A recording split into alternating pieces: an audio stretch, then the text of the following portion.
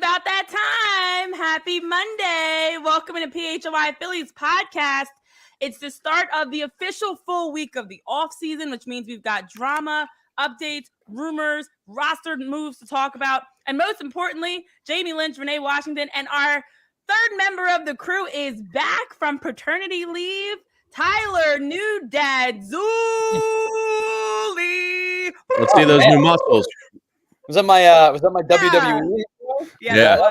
That was Dad Trank Zuli, new character, has arose. Yeah, well, I've learned very quickly that dad strength doesn't necessarily mean that you got stronger. It just necessarily means that like you have to adapt very, very quickly to very new things. Welcome to the dad life, Tyler. Thank you. I'm glad to be back. He's out there sleeping right now, so we got I got a nice extra day with him that I wasn't expecting. Ooh, could we possibly get a Paxton interruption at some point today? It's possible. Kids know when you're live. That's their time to shine. So yeah, and Frank and Chris and some people in the chat are all saying welcome back and congrats. Oh, thank you, everybody. I appreciate you all.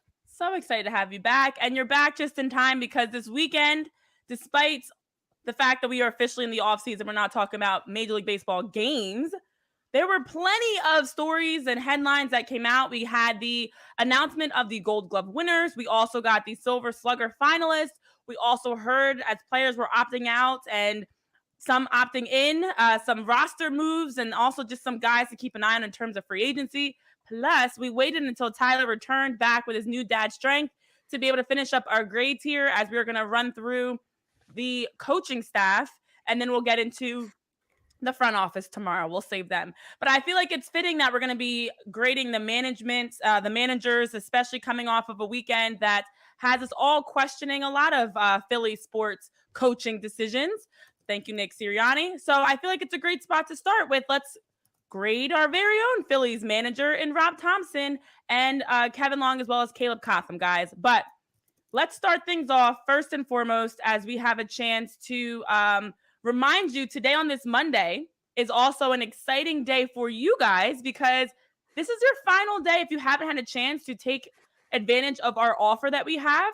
We have our Die Hard offer. We have a decreased price for you where you can check it out and be able to sign up to be a Die Hard today, get access to all of our Die Hard articles. Of course, you always have access to our free stuff, the shows, VODs, anything on YouTube or on podcast platforms, our Roku friends. But for anybody that wants to sign up to be a diehard and get the opportunity to take advantage of our exclusive deal, today is the day. Don't wait. Take advantage and make sure that you are signing up to be a diehard for our membership. It cuts the price about in half.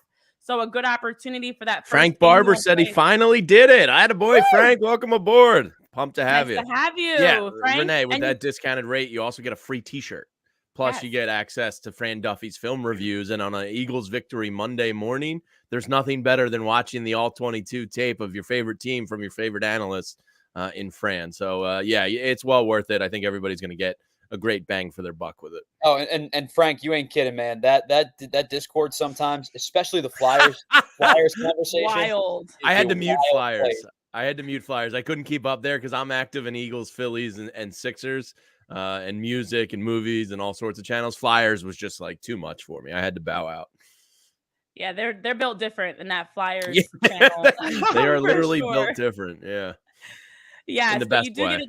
You do get a chance to check out our t-shirts. And yes, we do have Larry's Backyard Barbecue. We have all sizes, including anybody that's wanting a bigger, larger size. You got 2X, 3X, whatever. It's all there. So we have something for everybody as you sign up to be a diehard. Plus, as Frank is mentioning, you get to join our Discord channels and chat with all things sports, movies, music, drinks, whatever it may be. But check it out. Get the t-shirt, get the membership, and also get to join in on all the fun. Because, listen, lots of fun going on right now in Philly sports, ? The offensive review. Yeah, Joel Embiid and Jason Kelce had really fun weekends. Yeah. This has been a chaotic time for Philly sports. Honestly, some random headlines I was not expecting. Never boring here, Renee. From Robert De Niro to Joel Embiid to take the points, Nick Sirianni, to the Phillies are trying to ease their way in. There's like some. By the way, Renee, Juan Soto. Do you know that the diehard Dylan Philatakis, the tailgate that Robert De Niro went to, is a diehard? So look at that.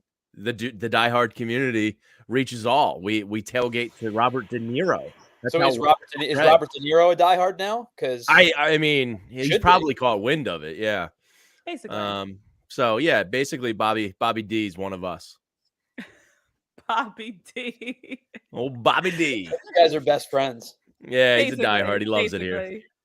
Yes. And we love that you guys are all here with us. Frank, Larry, K-Red. Appreciate you guys. Happy Monday. Let's get into our grades, Chris, because we have been every day breaking down grades for each player, and the coaching staff is not above it. They also get graded just as well. And so let's kick things off. Do you want to start things with Caleb and Kevin, or do you want to go jump right into Rob? What are y'all feeling? Let's start with Caleb and Kevin and finish with Rob, I think. Yeah, I feel like Rob's going to be the most to discuss. All right, starting things off with Kevin Long. I feel like I should keep my WWE voice going. Listen, in terms of any sort of hitting coach, Kevin Long, as Rob Thomson has mentioned, is one of the best that many teams would love to have on their staff. And the team was able to slash this season a 257, 325, 425 with the finish of 7th across the league in home runs, 4th in doubles, 4th in OPS, and also the team average in the NLDS, a .186. There were 3 players that had a chance to go to the 2024 All-Star game. A lot of this because of Kevin Long's and what he brings in his tutelage of teaching. This offense is difficult because, as we always talk about with hitting, some guys are just going to be what they are, whereas some guys need some refining in terms of their hitting. And so I think when you look at a player like Alec Bohm, especially in the strides he took with his doubles, with his home, especially his doubles, his RBIs as well, he's one that definitely I think you can say Kevin Long absolutely had his hand in his progress. Then there's some on the other hand, Brandon Marsh, Johan Rojas. So I'm going to give Kevin Long, I feel like a C+.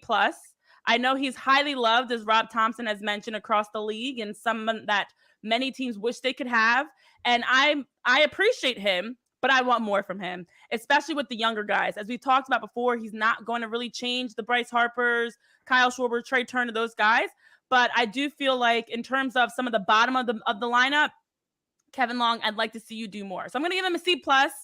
I think he was average this season, and I think C+ for I want to see more from Kevin Long to be able to help the offensive production of some of those younger Bryson Stotts, again, Brandon Marsh, Johan Rojas, those types of guys. What about you guys?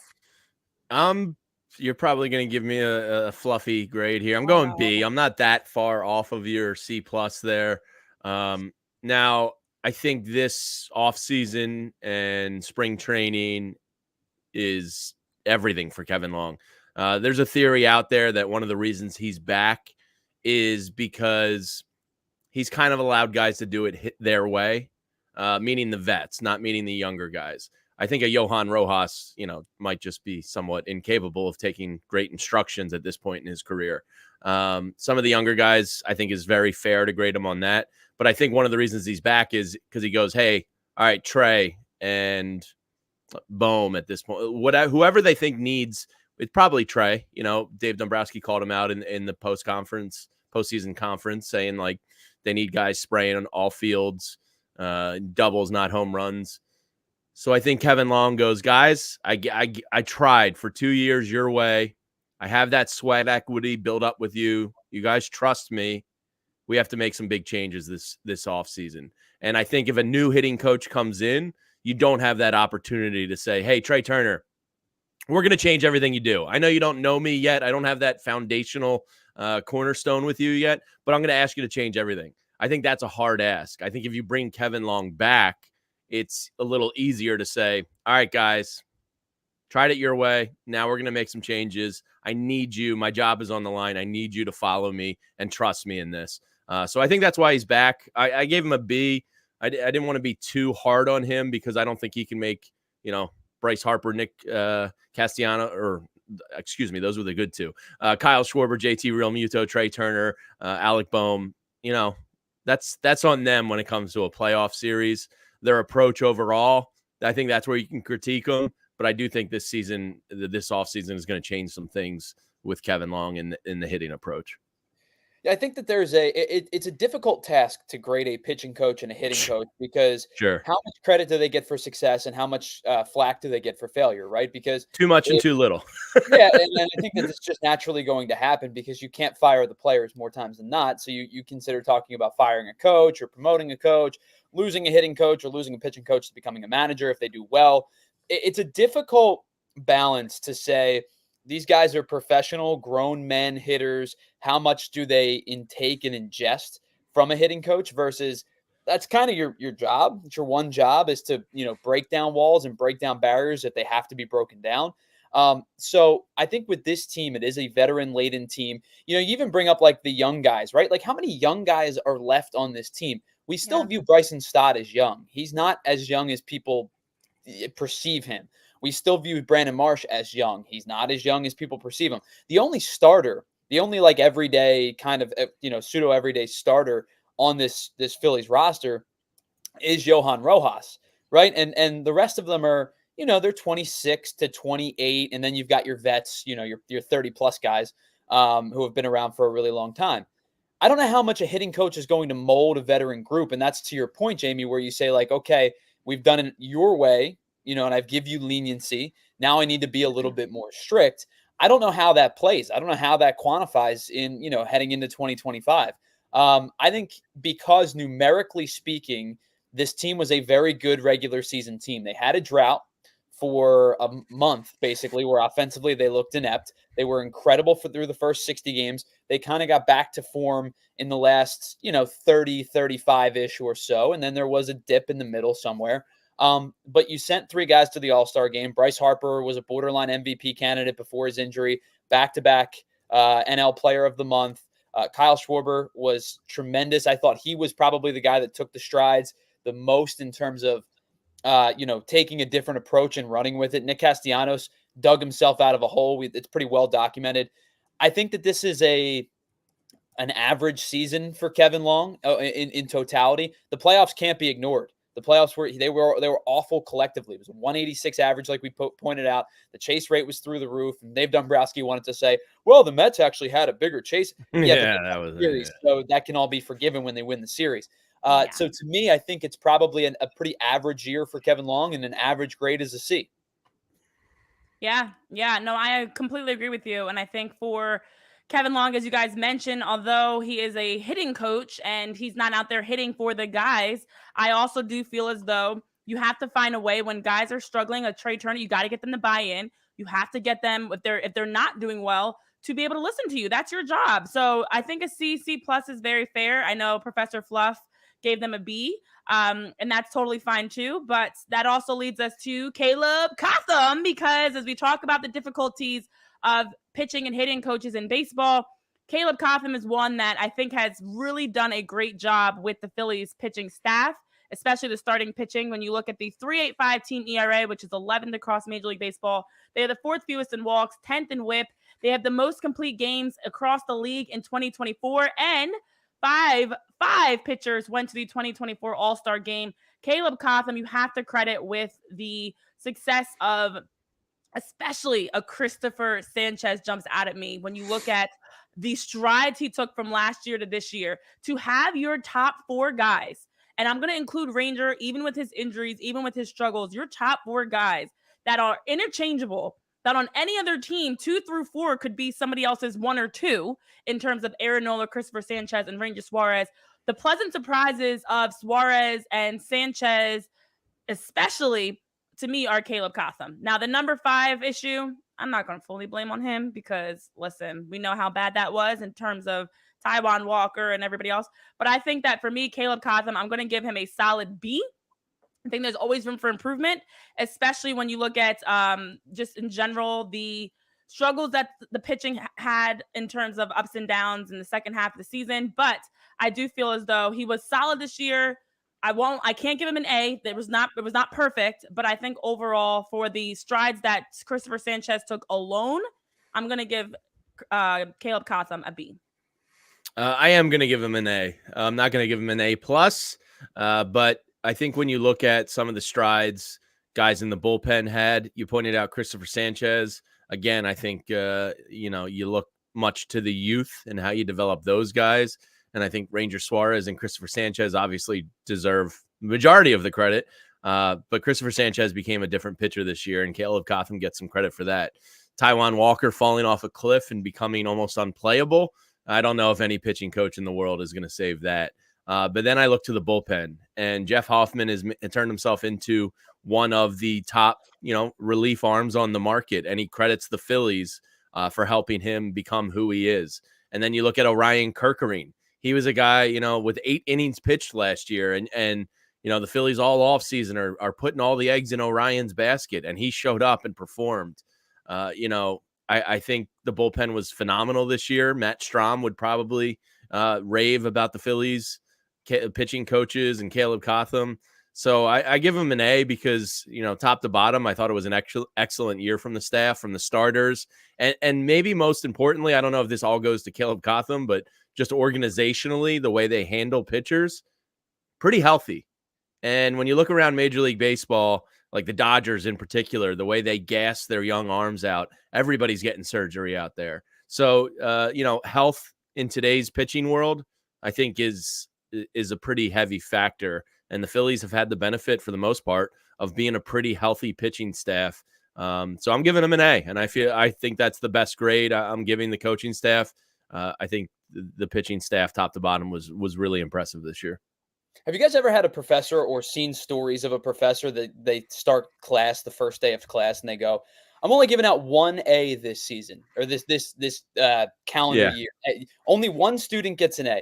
Renee is that professor. No, I knew you were going to say that. That's Professor Ice Queen. You don't get that nickname for nothing. So obviously I wasn't with you guys last week. I gave out an A to someone else. She softened a little.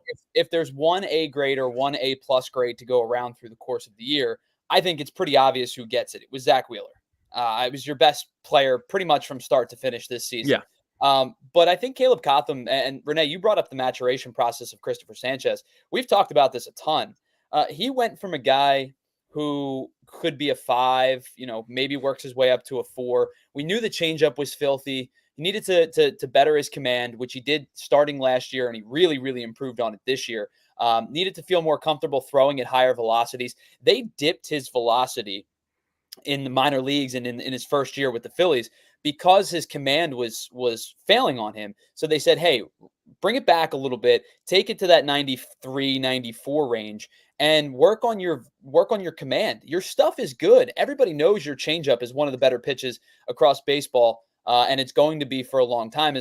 But you have to be able to play that off of your changeup, because if you don't, if it's just your fastball, guys are going to start to tee off on you a little bit. So he was able to work on the command, get the command fixed, elevate the velocity back up into the 95 to 97 range where he currently sat last year, especially when he throws that sinker on the hands to lefties, and runs it back to, same side. And runs it back on the hands. That's become a really utilizable pitch, because then he can take that same pitch against righties, throw it off the outer black, and then drop the changeup on the lower portion of the outer third. And that's where same side arm action becomes significant. And it's when he's able to hide the ball the best and he's able to tunnel the best.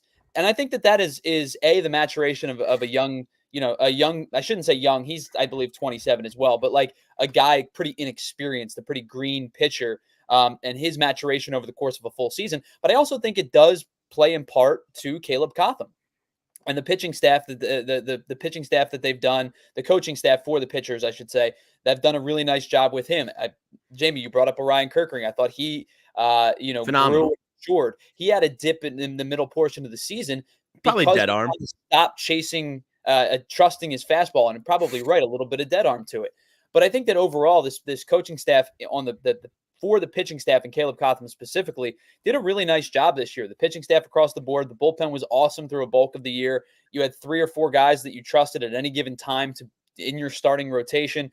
Obviously, it floundered in the playoffs. Everybody stunk in the playoffs. The bullpen was bad. But the starting pitching was good for the most part. Wheeler was excellent. I thought Sanchez was good. Ranger gave you more than you could have ever asked for a guy who was battling injuries. And I think Caleb Cotham does play a part in that. And again, it goes back to you can't celebrate the highs too much or drown on the woes too much for a coach. But I think Caleb Cotham was pretty excellent throughout the season. I think I give him a B+ for the year, and it probably borderlines on an A-. Wow. Well, again, the bullpen did have an 11 ERA in the playoffs when it mattered most. Oh, So yeah, as they I were told terrible. you guys, as I prefaced for everything, given the NLDS flatlining, everybody lost points, including the coaching staff. And so I do agree with you guys in the sense that Caleb Cotham was fantastic to help with the maturation of bullpen arms and starting pitching. But when it mattered most, the bullpen especially was not great. So let's take a quick pause before we get into some Rob Thomson discussion. Yeah, and I'll tell you why it's never ordinary at Bet365. My friends over at Bet365 are nuts. They got like 10,000 odds boosts and promos every single month, helping you win more money in your pocket. And keep your eyes peeled for the custom PHLY odds boosts, because yesterday I cooked one up. The people at Bet365, they boosted it to plus 600. The toughest part of the parlay, in my opinion, was Saquon Barkley 2 touchdowns, and he got it, and he was well on his way to his over. Saquon got his over. What did I need? I needed A.J. Brown to get over 75 yards, and the damn injury took him out. So make sure you're keeping your eyes peeled for those custom boosts from the demented brain of yours truly, Jamie Lynch. But you can check out why it's never ordinary. Use promo code PHLY365 when you sign up, and you can find out why it's never ordinary. New customers can get $200 in bonus bets when you bet just $5. Use the promo code PHLY365 to sign up, deposit $10, and place a $5 bet to get $200 in bonus bets. Bonus bets can be used on spreads, totals, player props, futures, and more. And they have the best early payout offers across sports, whether it's hockey, basketball, baseball, or football. When your team that you bet on hits a certain criteria, like in football, if your team goes up by 17 points at any point in the game, you'll get cashed out right there on the spot. And of course, this applies to college football as well. So download the Bet365 app, use code PHLY365 when you sign up, get that $200 in bonus bets when you bet just $5. Whatever the moment, it's never ordinary at Bet365. Must be 21 and older and physically located in Pennsylvania. If you or someone you know has a gambling problem and wants help, call or text 1-800-GAMBLER. And while we're talking about ways to make sure to enjoy the game, how about you enjoy it with a nice, refreshing Miller Lite? That's right. When you have the opportunity to sit back and sit by the fire pit, sit in front of the TV, enjoy a game, enjoy anything that is, Miller Lite makes it that much better, because when you think about the great things that Miller Lite provides you, you don't have to choose between having lower calories, less filling, and the great taste. Because with Miller Lite, they've got both. It's the great taste, and it's the original light beer that for decades has been giving us high quality. The original light beer since 1975. It's less filling and only 96 calories, and it's a light beer that tastes like beer. So as you're enjoying watching all the games, or maybe you're sitting down to watch your Hallmark movies, or whatever it is you're taking advantage of this season, make sure you've got a cold, refreshing Miller Lite in your hands. Some of the best moments are spent when you're enjoying that Miller Lite. And so with Miller Lite, as the commercial always says, you don't have to choose what's best. It's both. It's both the great taste and less filling. And also, it's just such a reputable, known brand of light beer that you always know what you're going to get. We like consistency. We like predictability. We like to know we're going to get the great taste of Miller Lite every time we drink it, regardless of what's changing around us in the world. The great taste of Miller Lite does not change. So you don't have to choose what's best. With Miller Lite, great taste and less filling. It always tastes like Miller time. And to get Miller Lite delivered to your front door, that's right, you can visit MillerLite.com/PHLY Phillies, or you can find it pretty much anywhere that sells beer. And remember to celebrate responsibly. Miller Brewing Company, Milwaukee, Wisconsin, with 96 calories per 12 ounces, fewer calories and carbs than premium regular beer, with our friends over at Miller Lite. All right, let's get into our final grade of the day. I'm curious where Professor Ice Queen goes here. Wow. I feel like baby. I feel like you're coming for Rob's neck here, Renee. Am I right or wrong? For Rob, because Caleb got the best grade of the day. Listen, I, much like Barbara Carroll, am a proud tough grader, because I do hold coaches and managers to a higher standard. It is your job to make sure the team is running well. And as we mentioned, when the team's doing great, everybody's, oh, the coaches are fantastic. When the team is struggling, oh, the coaches suck. I'm just consistent of like the coaches are always under the microscope. That's why Nick Sirianni, I'm not happy with you right now. But when you look at the Phillies specifically, for Rob Thomson, obviously we know the success of what Rob Thomson has been able to accomplish in his early years. Love the fact that in his 3 seasons as Phillies manager, he has had a winning percentage of just around .575, only behind Dodgers Dave Roberts, this one, Braves Brian Snitker, and the Orioles Brandon Hyde. He also has been someone, your buddy Snitker. He's also someone that, as Dave Dombrowski mentioned, without hesitation, first part of the press conference, Rob is here to stay. So is the coaching staff. And his .575 winning percentage is the best ever for a Phillies manager. And also, of course, we know in his 3 seasons, the team World Series, NLCS, NLDS. Great. Yada, yada, yada. Love that, love that, love that. But when you look at this team and you look at some of the decision making, especially in big moments in the second half of the season, especially in the NLDS in terms of which bullpen arms are getting called out, I do put that on Rob. Yes, he cannot pitch for the guys, he cannot hit for the guys, he cannot catch for the guys. That is up to them. But it is also his job to make sure the guys are ready. As Rob Thomson's role is to prepare the team to be successful, to make sure they're as healthy as they can be, to make sure that the engine is continuing to churn along. And this team that has such a frustrating season, I am not putting all the blame on him, but I do put the blame on everyone. And Rob is not above that. So I'm giving Rob a solid C, for I need to see you another year before I really consider if this is a right fit for you. And I know everybody's saying, oh, he's, most successful Phillies manager in terms of winning percentage. And we love that. Definitely was a needed, refreshing type of manager for this Phillies club when you look at past managers and how toxic things were at times.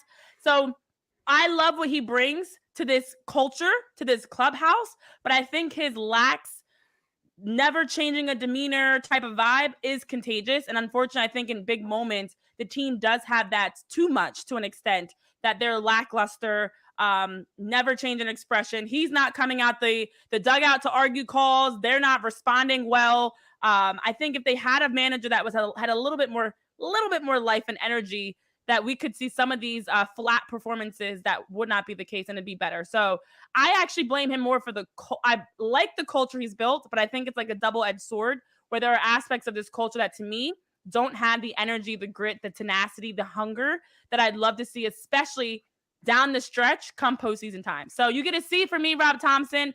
Could be worse. I didn't fail him, guys, but I do think that this team has fed off of his very blase personality, which helps, but also hurts them at some other times. So it's a C. I'm going to give him a B. First division pennant in over a decade.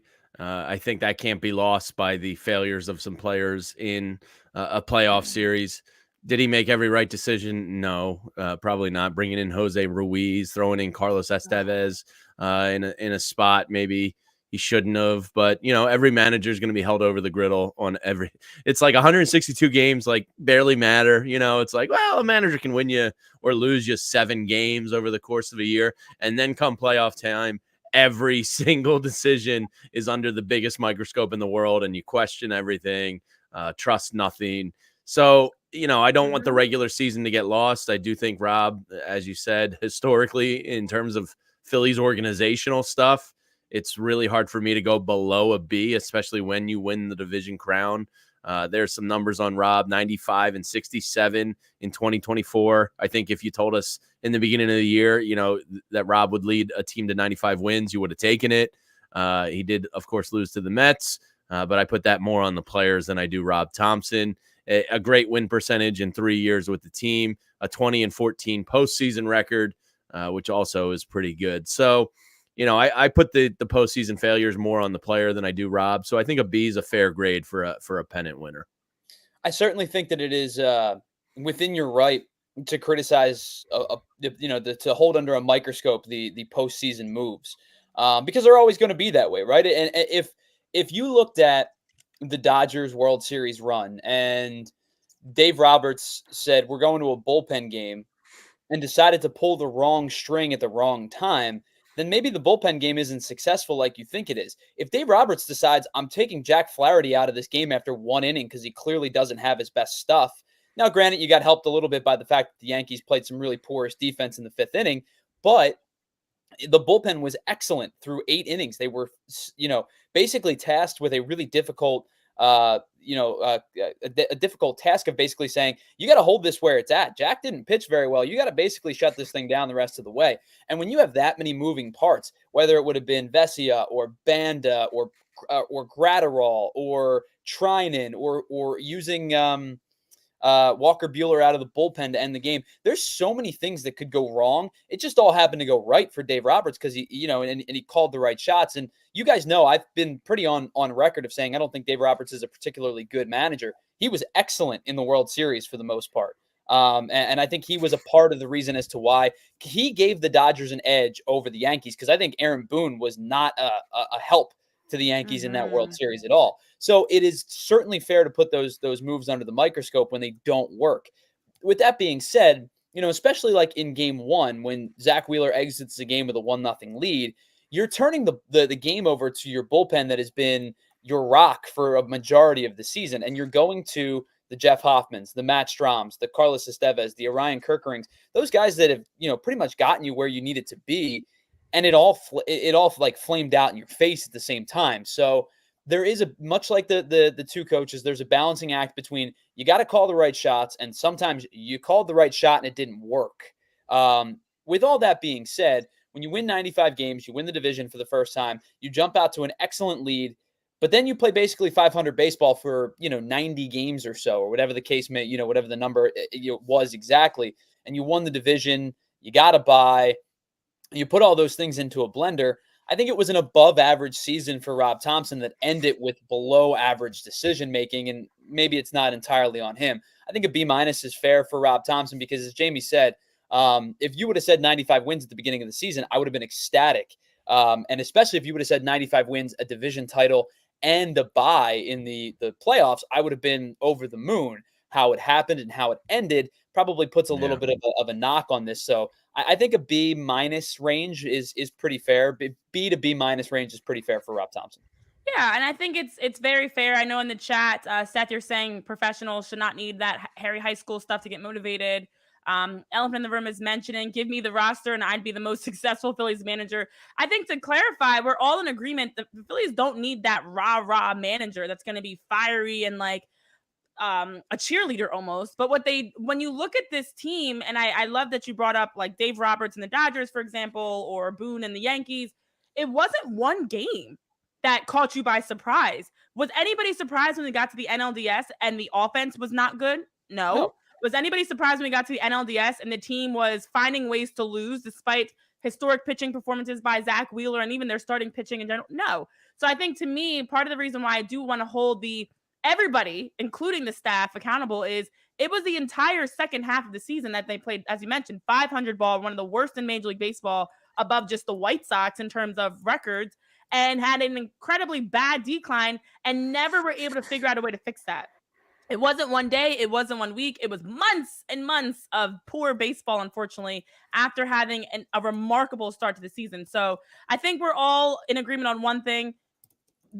Rob Thomson is a great fit. The staff is a great fit for this club. And they as a whole, hopefully this offseason, will be taking advantage of some of these names on the market to be able to see if they can take that next step. So before we get into some free agency discussion, because the frenzy around all the details of what today brings, as it is November 4th, there's some deadlines, there's some names, there's some guys to highlight, there's some big exciting things going on, some milestones. But Jamie, tell us first about some of our friends.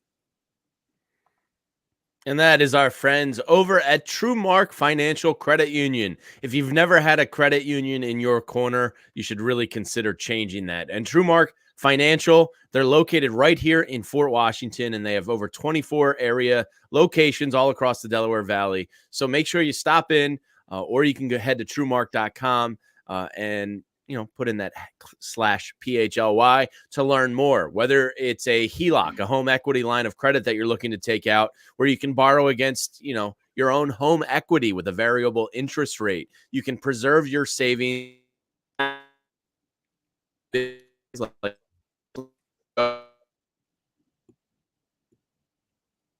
Hey, it's Kelly gone forever Sunday, and you go, oh man, that Nick Sirianni Kelly Green sweatshirt is something I want to save up for and get. And TrueMark can help you achieve all of your saving goals. You know, regular contributions to accumulate over time to help you reach those goals effectively. Transferring as little as $5 a week can get you $260, more than enough for that brand new Kelly Green jersey. TrueMark Financial is federally insured by the NCUA as an equal opportunity lender. For more information, visit truemark.com/PHLY. All right. And let me also tell you about a great option for you in terms of getting some farm fresh, pre-proportioned ingredients and seasonal recipes delivered right to your doorstep. That's with HelloFresh. And with HelloFresh, skip the trip to the grocery store and make sure you have HelloFresh to help make home cooking a lot easier, fun, and even more affordable, which is why it is America's #1 meal kit. I actually tried HelloFresh out for the first time ever, and I have to say I'm very impressed. They give you all the ingredients. They give you the recipe. They give you a meal, and they give you the recipe on how to make that meal. And they give you all the ingredients that you need to make that meal, even down to the seasonings. They give you little packets of chili pepper and mayonnaise. And they also give you like small bits of onions and potatoes, everything you're going to need to make that recipe. So you don't have to worry about going to the store for anything. And with HelloFresh, exactly as the name alludes to, it is also fresh, not frozen. So they give you some fresh meats and veggies and proteins and sauces and spices, and everything comes in a box, beautifully packaged. Put it in your fridge, and then, as I did myself, you have a chance to whip up a nice, tasty restaurant-style meal right in your own kitchen. So it saves you that trip to the grocery store, but also saves you financially of having to spend so much. They give you dinner options, breakfast options, snacks, dessert. I had a nice oatmeal that they provided as well with various fruits and things in it. Just delicious options for you. And you can choose meals that also match you and your family's lifestyle. So they have preferences like fit and wholesome, quick and easy. They've got vegetarian. They've got a lot of different styles of meals depending on what you're looking for in your dietary lifestyles. And then also knowing that you're going to get the opportunity to try something different. I love the fact that with the recipes, it gives me something different than normally I would even go to the grocery store to buy. So from those hearty dinners to game day snacks, HelloFresh has such a wide variety of recipes for you that you can check out, and delicious flavors. So to get 10 free meals at HelloFresh.com /free Phillies, you can take advantage of that deal. It's applied across 7 boxes. New subscribers only get a chance to check out this deal. It does vary by plan, but that's 10 free HelloFresh meals just by going to HelloFresh.com /free Phillies. And absolutely make sure that you're taking advantage of trying out America's #1 meal kit, which is a whole experience that honestly I enjoyed and I'm in love with. So HelloFresh again gives you the ingredients, the meals, and delicious opportunities to make something different, healthy for you and your family over at HelloFresh. All right. Well, I think mine's arriving next week. I'm very excited. Oh, it's so cool. It's so cool. I love it. I love it. Happy Monday, everybody. I know, Ray, you just jumped in. As we're talking through the off season, today there are a lot of very important dates and expectations around the league, I should say, in terms of deadlines that have to be that I want to remind you guys of. So with today being November 4th means that for the offseason calendar, free agents can sign with any team beginning at 5 p.m. We also have all contract options have to be resolved. Every player has to be removed from the 60-day IL. Qualifying offers have to be extended. And of course, most importantly, the biggest date to remember for this day, Jamie Lynch's birthday. yeah. Me and Happy MLB GM meetings always sync up. Yeah, thank you. 35 years. Never felt so good. I'll be the first to tell you that you can say 30-10, 30-11, 30-12, 30-13. You can say that in perpetuity now. So happy birthday, buddy. Thank you. Happy birthday. I sent you the gift of Happy Birthday, Paulie from Rocky IV. I thought you would out of it. Yeah, I mean, a great gift would be just sign Juan Soto at 5 o'clock. Just take a Brinks truck and dump it on his front door. So if Dave Dombrowski cares about my birthday, come on, Dave, just back up the truck. Actually, I should say John, because I'm sure Dave Dombrowski wants them. But look, John, brought in some new minority owners, and that means cash flow. Be a great birthday present. Just saying. I know. I'd love for that to happen. One of the names, of course, and one of the biggest names, of course, around the league right now in terms of all the weekend mayhem was Juan Soto. Just do it at 501. Take New York out of it. Just pay the man. Pay Juan Soto. Jamie's here playing MLB The Show where he goes, all right, the Mets offered 10 for 500. Let me offer 10 for 501. What's it going to take for me to say, goes up like don't even go back to them? Here's a check. They did get cash considerations for Scott Kingery, so maybe start to slowly move some money. I mean, that's like $18 right there. Like pennies, literally pennies to what Juan Soto's wanting. Juan Soto is not going to get a big Shohei Ohtani $700 million deal, but he is going to get a large one. One of the biggest names on the market that have come out this weekend. We're going to have the entire week to dive through because it's been a lot of articles and updates. But one of the most exciting updates that we did get was this snippet of Jim Bowden mentioning how the Phillies can possibly acquire Juan Soto. Get excited. Hold on to your butts, as Jamie Birthday Boy Lynch always says. And let's take a moment of zen to listen to what's possible for Juan Soto to join the Phillies. I'll tell you this about Dave Dombrowski, is going to be a Hall of Fame president someday. How does he build teams? Only with stars. If he played fantasy, he would all his teams would be stars and scrubs. All of them, because that's what he does. He only is obsessed with the star, and he gets owners to pay the money. In Detroit, here's Justin Verlander. In Boston, here's Chris. That's what he does. And what is their biggest need? An outfielder. Left-hand hitting outfielder. I wonder who that could be. Probably rhymes with Moto. Maybe Soto? I mean, they've got the money. Why? Because JT Realmuto and Kyle Schwarber's $38 million comes off the books after 25. Castellanos' $20 million comes off at 26. Okay, that's $58 million coming off, everybody. So if I do a 15-year deal, if I do a Bryce Harper type deal that today is probably $15,600, okay, I can do it. I can show my owner how I'm not increasing payroll.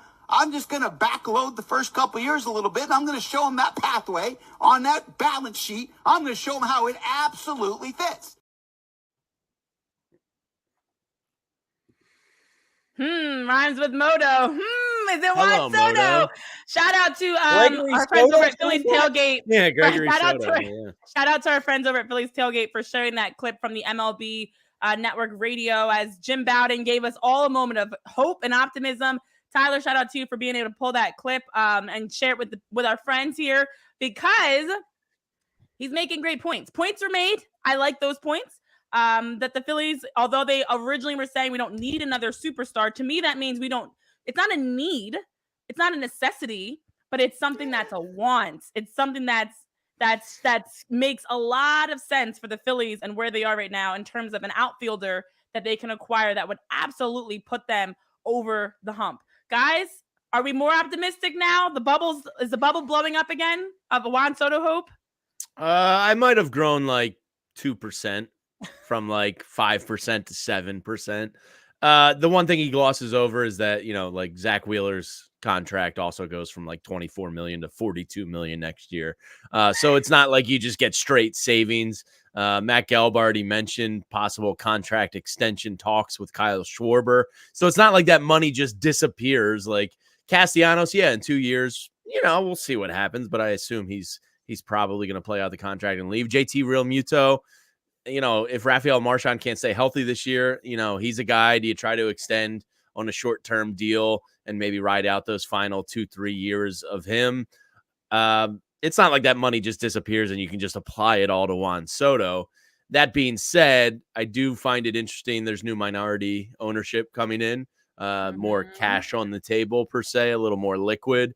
The age thing makes a lot of sense. Like if you want to not skip a beat with your aging core, there's no better trophy than a 25-year-old Juan Soto who could be playing baseball, on this next contract for 12 years easily, and you don't regret it at all. So there is ways to get creative with the money, as Jim alluded to, but it's not like they're just getting 100% savings from all these guys and can just go, here, Juan, here's 58 million we just freed up. You still have to bring in bullpen arms. You still have to worry about arbitration and maybe extending some of those young guys you might want. Is Ranger Suarez somebody you're extending?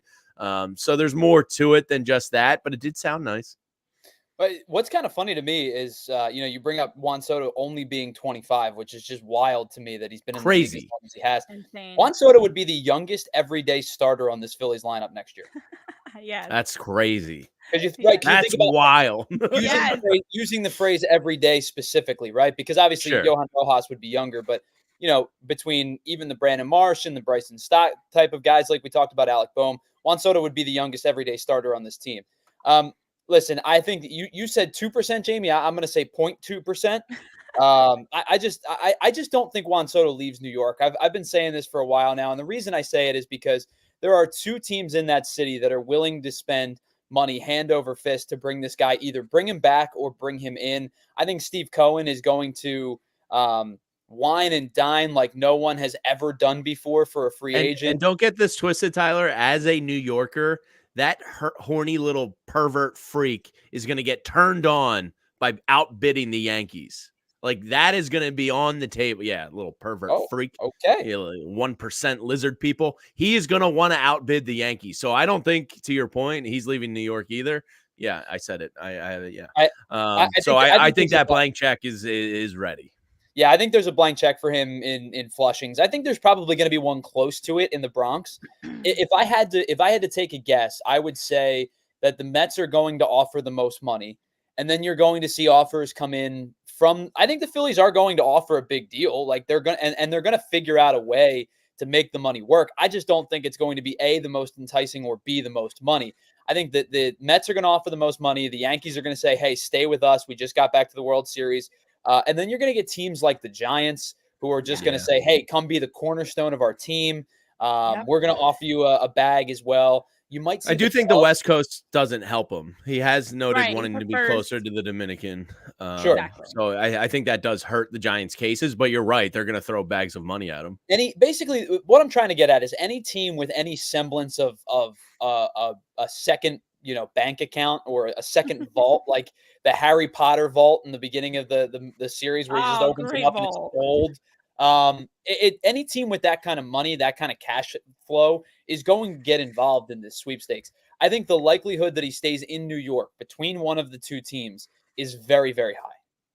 Well, as we are here on day 3 of our show of the Soto sweepstakes, another day of talking Juan Soto. It'd be great to have a man that just finished with a career high 41 home runs, 109 RBIs, slashing with a 288, 419, 569. His team just got completely dominated in the World Series. Time to get out in the Yankees, clearly, but don't stay in New York. Didn't love hearing, though, that the Yankees are preparing as a backup option if they are unable to retain Juan Soto. For the polar bear, Pete Alonso's entered the chat. The Yankees are considering him as a replacement if they're unable to land Juan Soto. This is the time we're watching what other teams are doing. We're keeping a very close eye on the rumors and who's expected to go where, because Juan Soto would be obviously a dream, but there are some great other names out there in terms of free agents or even possible trade targets. When you hear teams like the A's are ready to trade a lot of guys, the Brewers are looking to make some changes. There's some talent around the league that could absolutely help the Phillies out. So while we're closely watching the Mets and Yankees, as you mentioned, Tyler, there are those sleeper teams, the Giants being one of them, that you absolutely have to keep an eye on. The GM meeting started today in San Antonio overnight, so I'm sure more rumors between now and the owners' meetings. There probably is going to be some level of signings. There's already been some minor signings, but the rumors are going to and don't get it twisted. The Phillies are going to be used as well, a mystery team on the outside has a big offer that's expected to be north of $550 million. And my sources are telling me it's the Phillies. Yeah, well, Scott Boras is going to use the Phillies, not only because he has, relationships with a ton of athletes here, mainly the face of the franchise. He also, is going to give them an opportunity, but he's going to use them to up the offers from the Mets and the Yankees at every opportunity. So I'm curious, you guys too. You bring up Pete Alonso as maybe a replacement for Juan Soto, and it's not direct, obviously. You're just talking about matching offense, right? What does the home run number start with for Pete Alonso if he goes to Yankee Stadium? A 4, a 5?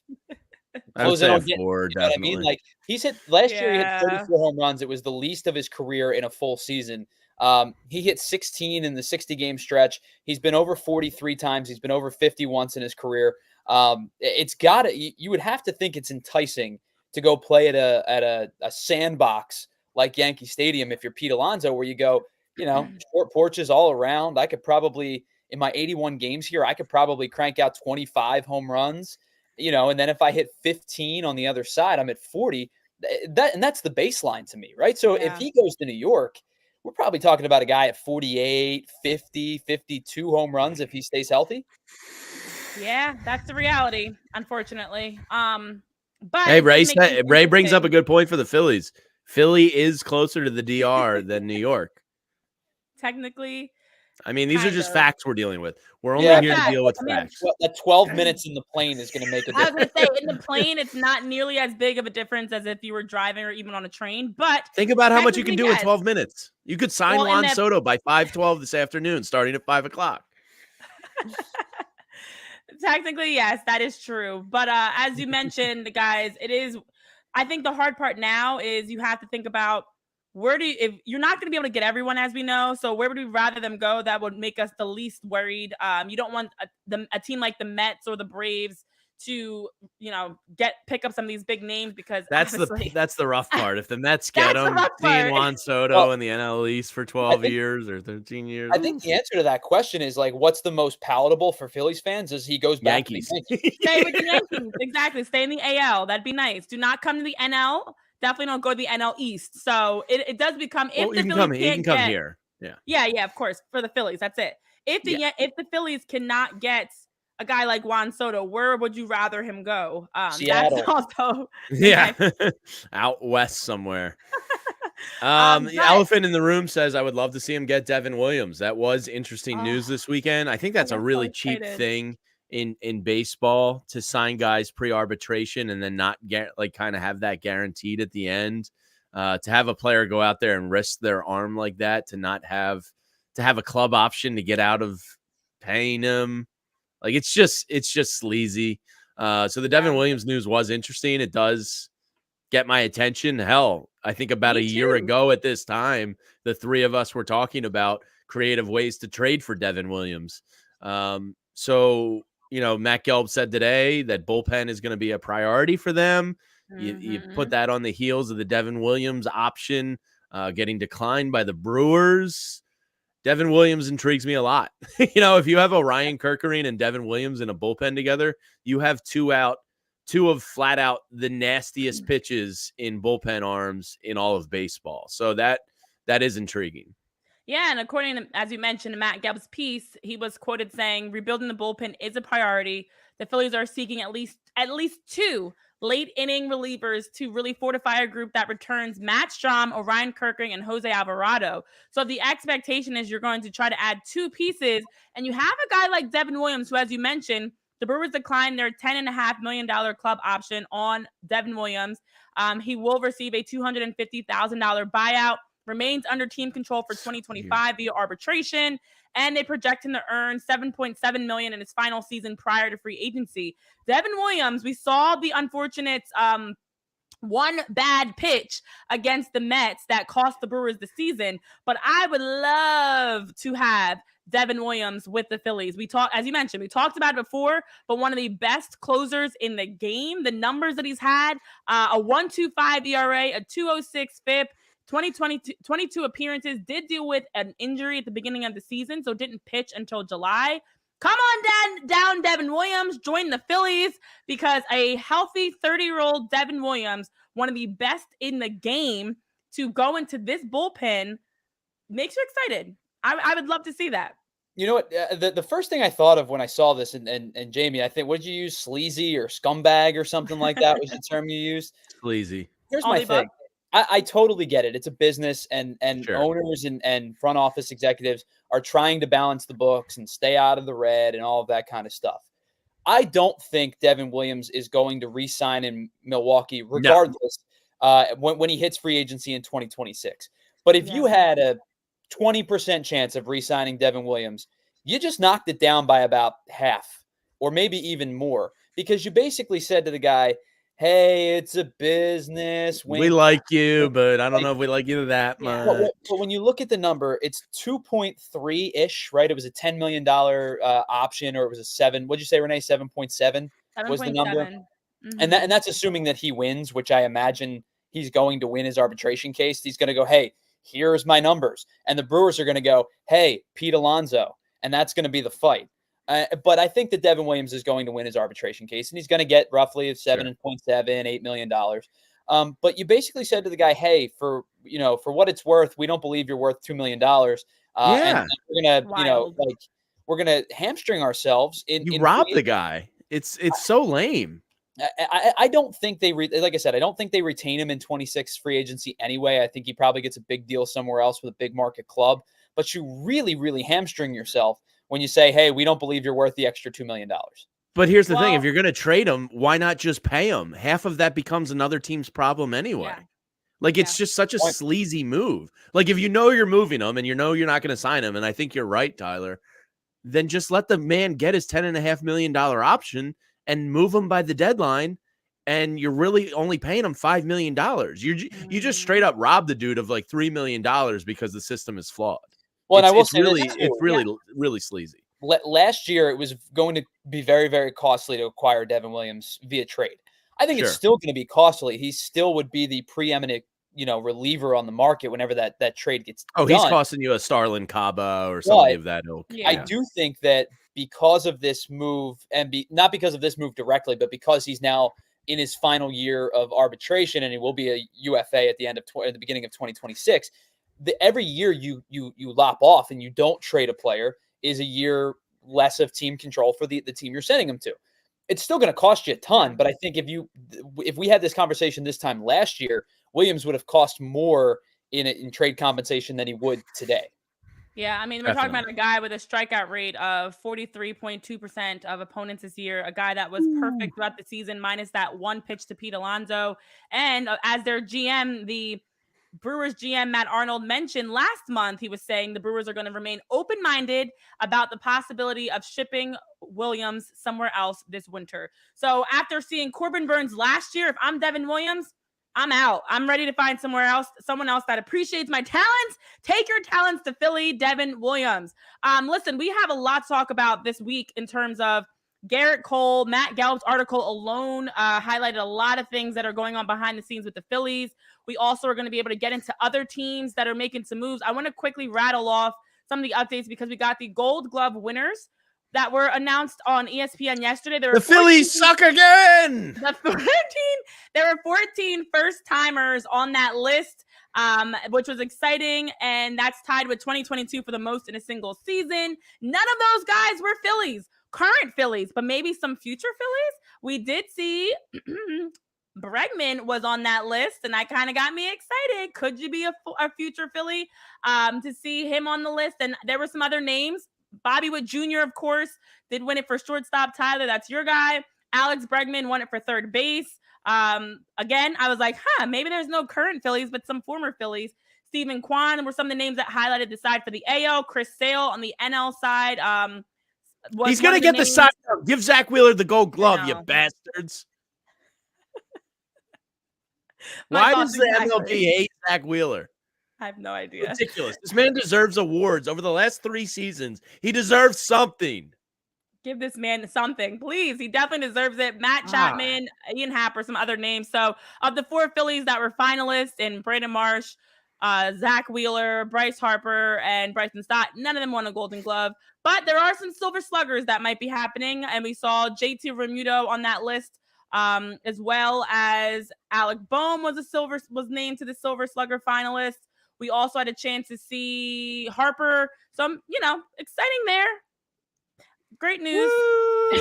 Hang the banners. We got Silver Slugger finalists. Yay. My Lanta. With JT Realmuto being a Silver Slugger finalist, is that just an indication that the offensive catcher position in the National League was not particularly strong this year? Because to me, William Contreras is going to win it, right? Offensively was the best catcher all year for the National League, but JT missed a bulk of time and he was okay. This was a down year for him offensively. I don't know if this is him getting in because he's JT Realmuto, or they actually feel like he was good, or if they just really looked around the National League and they went, man, this is not a good offensive set. I know. So it is interesting. I don't know what this means when you look at it statistically that JT was included in that conversation. Thank you to our diehards. We appreciate you guys so much. And as mentioned, Gerrit Cole has opted out. So that's a name that we'll be keeping on. Just kind of what happened Good there. Move by him on the inverse of the Brewers screwing Devin Williams. Gerrit Cole sticking the screws to the Yankees. Yeah. Love that. I don't mind it. He triggered the opt-out in his deal with the Yankees. He's not yet a free agent. The club has a chance to void the opt-out. They could tack on an extra year of the same $36 million salary to the rest of his contract. So something to keep an eye on there. Sean Manaea, another one to keep an eye on, as he intends to opt out of his deal with the Mets and become a free agent once again. Yeah, There's he's going some to get names. He's going to definitely get paid. And listen, when you've had a chance to increase your stock with some tremendous postseason performances, I get it. So Corbin Burns, Blake Snell, Sean Manaea, Gerrit Cole, Devin Williams, Anthony Santander, so many names to keep an eye on, and we'll be talking about it here on PHLY Phillies podcast all day, every day, not all day, from 11 to 12, that you guys can join us each and every day live. So for Tyler, new dad Zuli, Jamie, birthday boy Lynch, and Renee, I'm just here so I don't get fined Washington. I got nothing exciting. I'm going to drink all the Miller Lights. Yes. Go enjoy some Miller Lights. And we will see you guys tomorrow live for more here on the show to continue breaking down all the hot stove, free agency frenzy, and more on PHLY Phillies podcast. See you guys. See ya. We all silly like the mayor.